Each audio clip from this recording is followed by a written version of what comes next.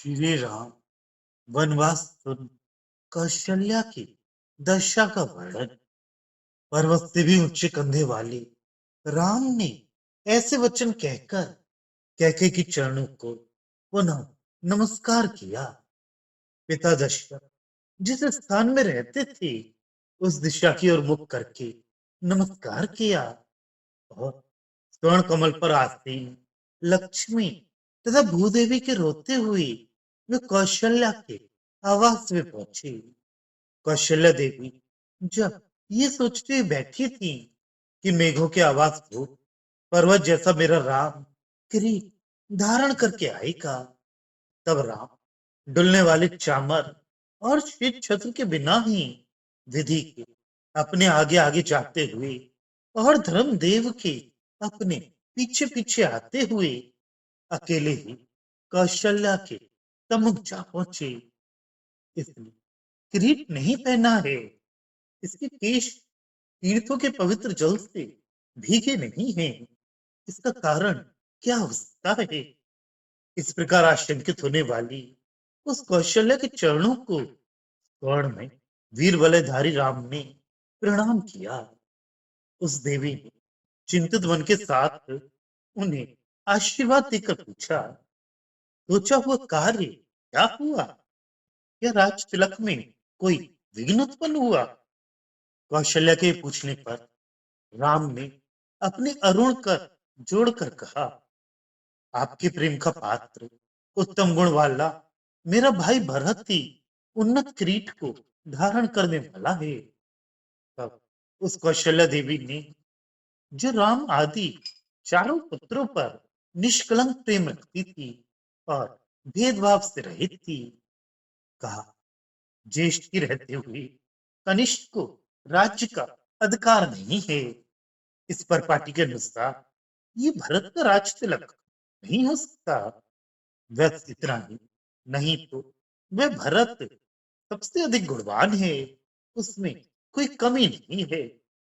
कौशल्य ने राम से पुनः कहा, हे पुत्र, चक्रवर्ती की आज्ञा का निषेध करना तुम्हारा धर्म नहीं है।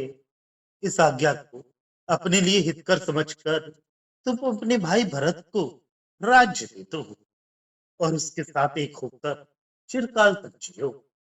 माता का कथन सुनकर पवित्र हर्ष भरे हृदय वाले तथा दोषहीन गुण वाले राम ने कहा, चक्रवर्ती ने मुझे सतमार्ग पर चलने के लिए एक आज्ञा दी है। कौशल्या ने पूछा, वह आज्ञा क्या है? तब राम ने कहा, चक्रवर्ती ने आज्ञा दी है कि मैं 14 वर्ष पर्यंत महान अरण्य में ऋषियों के साथ निवास करके फिर लौटा हूं।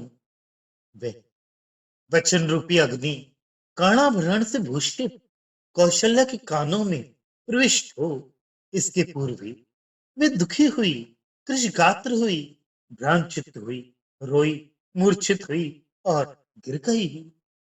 उसने राम से कहा, हे पुत्र, चक्रवर्ती ने तुम्हारे प्रति पहले जो कहा था कि तुम इस विशाल धरती का अवलंबन कर इसकी रक्षा करो, वह क्या धोखा था या वह विषय था?